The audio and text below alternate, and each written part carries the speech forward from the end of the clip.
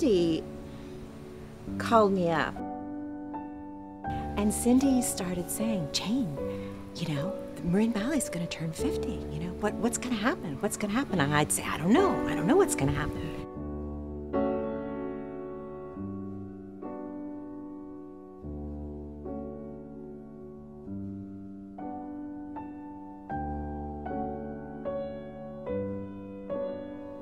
We started to realize that, you know, it's her students who really are right now her living legacy.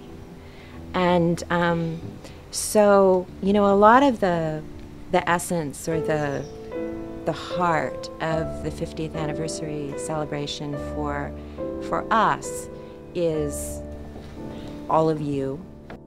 So anyway, I went to see her in Carousel. I fell in love with it. I was transported by watching this girl on stage in her solo. I was crying. And I walked out of there and I started studying with Leona. And I was transported. And I don't know what. Pink tights, royal blue leotard. I was like, oh my God, this is it. You know, I didn't really know what it was, but I knew that it had magic, it had discipline, and it seemed clear to me. You know, there were expectations and challenges, and I wanted to do it. And she was fabulous. She was great. She was, you know, I was scared to death, but I couldn't wait to go back. I was like, oh, I get to go again, you know. So from the time I started, I started at 1 time per week, and then, I don't know, then I was just there every day. So yes, the way she entered the studio, I have taken with me. Her training did bring great strength. And it's just the way it was. It was her syllabus. I mean, that's what we did, you know. I know, it's great. That's what we did forever, you know.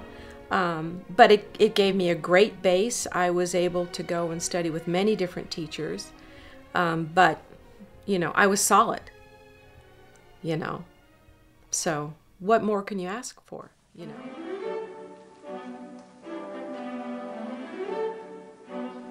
And I remember when I was, how old was I? Maybe 10. We were all sitting around and she would announce the Nutcracker parts.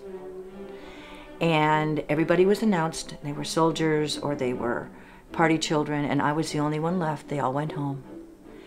And Leona looked down at me and she said, "You're gonna be Clara." And I was like, I'm going to be Clara. I'm getting goosebumps just thinking about it.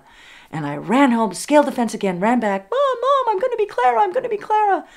And from then on, the love story just continued.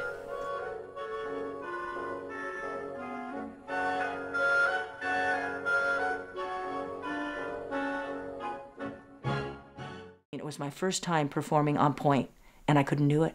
I had to do the whole performance in flat because I had these huge blisters and didn't even think that I would complain about it to Leona ever. And she's like, "You're okay. You're gonna go on, no point shoes, no big deal. You're gonna be beautiful, get back out there." And then it was like, okay, confidence level is back up again, you know? And then off we go, and there I did it performing, and she just helped me.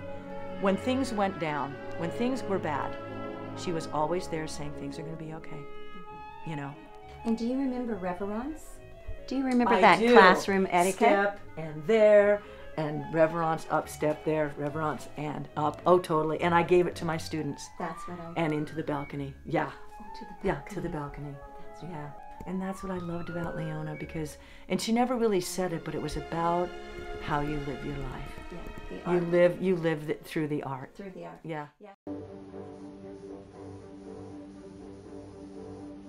So all four of us went to ballet school, went to Mrs. Norman's, and I really can't even consider her as Leona, I'm sorry. It was always Mrs. Norman's, ballet school. After a few years, Robin and Lisa decided to quit, and it was okay. I guess we were more graceful or whatever around the house. But Lori and I decided to continue going. And you know the picture out on the table with the ladder? That's kind of how I remember it.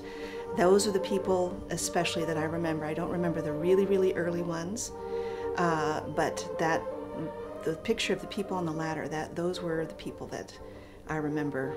And so I really wasn't that great on point.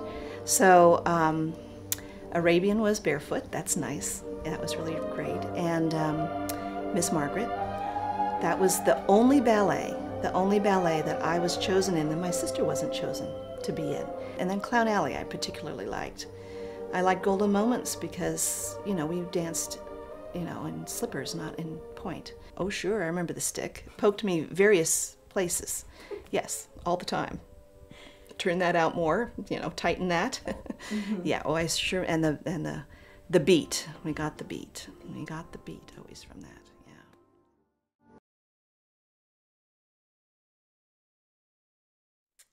I always felt that, strangely, in the ballet world there wasn't judgment. It was just Leona looked at us and tried to get us to where we could be, to help us find our way to that place.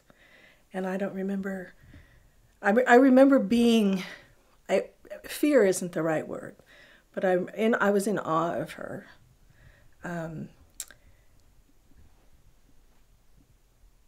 It was almost, to me, it was almost a spiritual thing to be in that studio up there in the attic. And then beyond that, and we all have our own stories, but I came into that studio from not a very good place at home. And so for me, it was a sanctuary. And I always knew what the rules were, and I always knew how things were going to go, and that she cared about us. And I shared this with you and Jane last night, that I stood in the back corner for like a whole year crying through bar. And she just let me do that.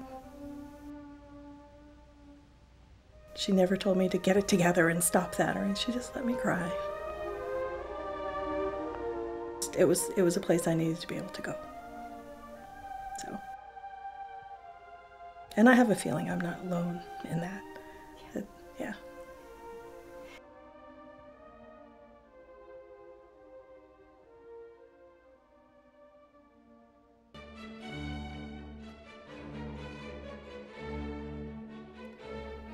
I learned a lot from Leona of the training, ballet. Like I said, the discipline, it creates a solid foundation to build on. Probably that you could encounter anything in this life and get through it if you're determined. You might not always get to the place you thought you wanted to get, but you get to where you need to be. I love dancing. I still love dancing. I felt like I actually found a home because I felt very comfortable there. And I just wanted to take more and more and more lessons and learn more and get better and better. Dancing has always been and continues to be a passion for me.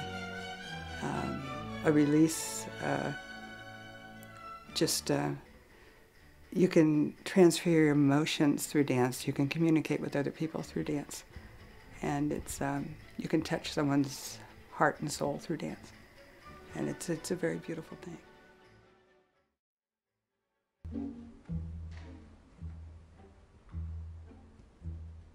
I always considered her as a mother. I never really said that till I was thinking about it. And she was another mother. She was another outlet. She taught us, and when I do resumes for another job that's not necessarily in dance, I always mention the dance because she taught us the discipline. I give the most beautiful adagios in class, and my students who are getting older now appreciate it. They can't maybe jump as much, but love the pretty arms, the pretty the pretty music I do to it. And I always say, Mrs. Norman, thank you, And I remember her going up to the piano and saying to Dan, could you play the Chopin number 5, whatever? She knew music too. I can't read music. She could read music. She played the piano, and I just go, how did she know what that is? And he'd play the piece of music that she wanted. The last year I was there, and the Nutcracker cast went up. And I looked on the board, and my name was not there.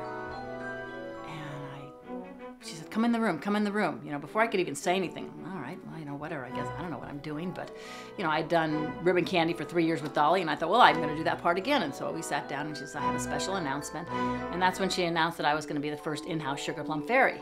But she made it a very special moment. I don't know if anybody else remembers that, but I do. Is that when I got in Bally West in Utah in the professional company, the first person I could barely wait to get out the door and call Mrs. Norman.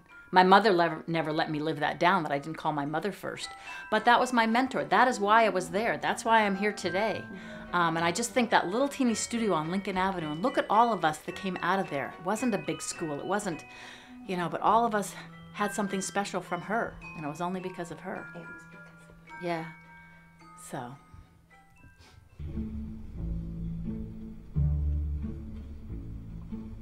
Mrs. Norman was a very, very special woman to work with. She was rock solid. You always knew where you stood with her. As naughty as I was always very respectful of Mrs. Norman. It was inconceivable to be otherwise. And I realized that the space and the place that she gave us to be gave me what I became later in life. When it became apparent that I was not going to have a performing career, she offered me a job as a teacher. And I don't know whether she saw something in me that said, I think that she thought I would be a good teacher. But it didn't take much more than 2 or 3 years, and I realized, yes, this is what I was meant to do. But I think the thing that Mrs. Norman gave me and many of us of that era was just some space and a space to explore who we were. I remember very distinctly being very grateful that I had ballet as a teenager. It gave me a sense of identity that I was looking for very hard. I feel very privileged to have trained with such a fine woman, and I hope to emulate her. I hope that I emulate her in my teaching with children. Sometimes, you talk about the olden days with your students, and they say, a stick? What did she do with the stick? Did she hit you with it? I said, no. But she would poke us in the places that were not working nearly hard enough. And she would bang that stick on the floor, and if she got very excited, occasionally that stick would go flying. Really? I believe every class we did with Leona Norman ended with a beautiful reverence with port de bras and the reverence itself. When I'm teaching my younger students who are 7 turning 8, 8 turning 9, 9 turning 10, I explain to them that reverence means respect. It means respect to your art form, respect to your teacher, respect to your pianist if you're lucky enough to have one. And it's always a very important part of class. I try never to skip reverence with my students.